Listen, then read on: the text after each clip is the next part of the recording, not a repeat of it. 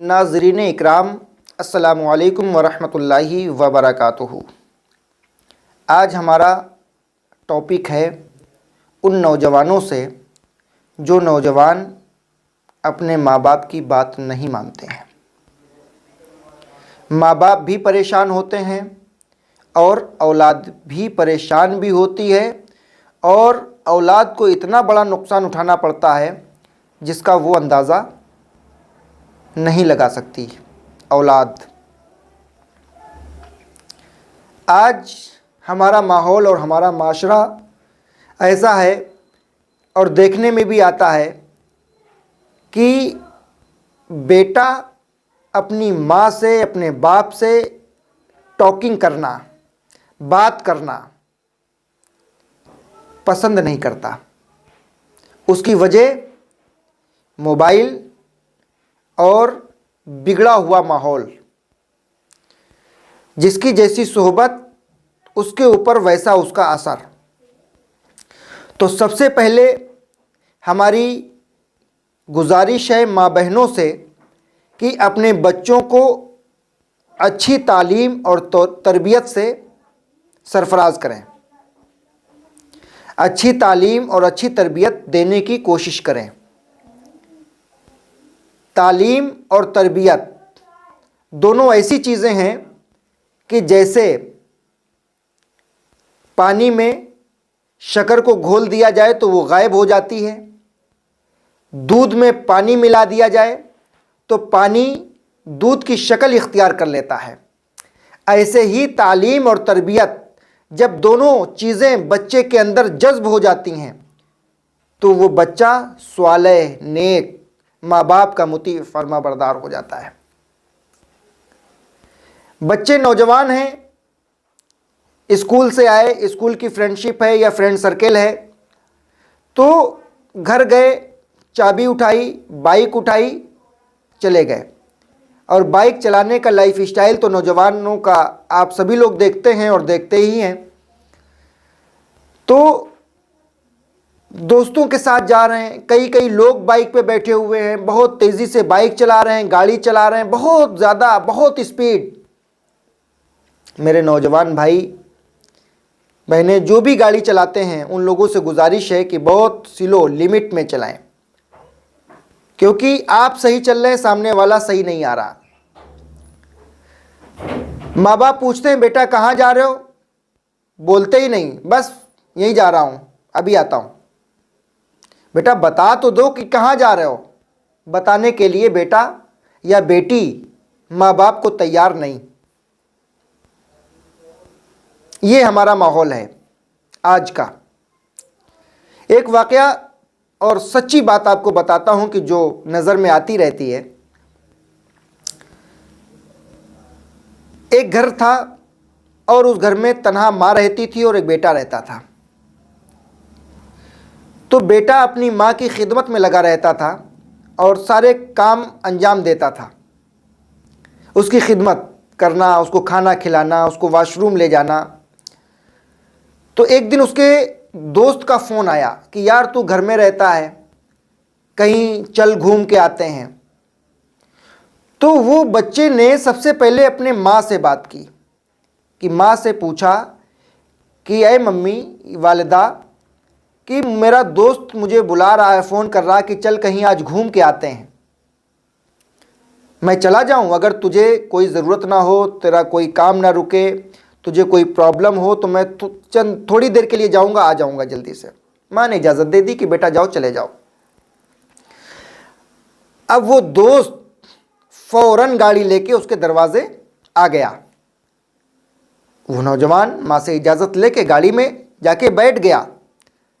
गाड़ी में चाबी लगाई, गाड़ी स्टार्ट हो गई, गाड़ी चलने वाली।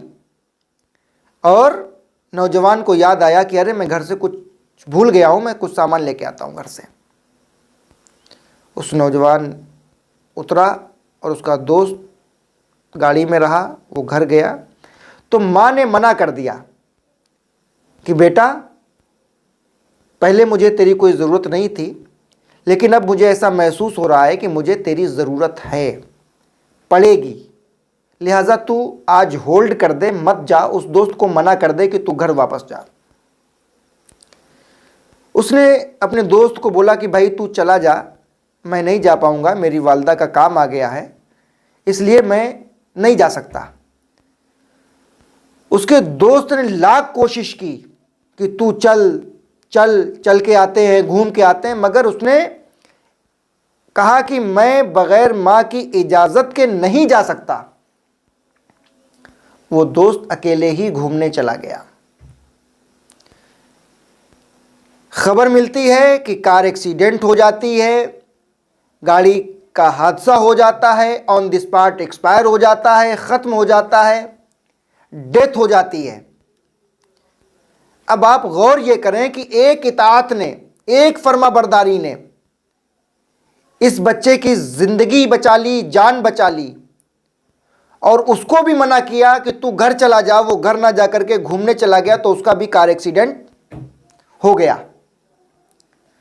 तो मेरे भाई, माँ बाप अल्लाह की बहुत बड़ी नेमत हैं, बहुत बड़ी नेमत हैं, और इस नेमत को ऐसे संभालो जैसे तुम अपने मोबाइल को संभालते हो, ऐसे संभालो जैसे तुम अपनी कार और बाइक को संभालते हो, ऐसे संभालो कि जैसे तुम अपने जिस्म को संभालते हो, ऐसे संभालो कि जैसे कि तुम एक हीरे को संभालते हो।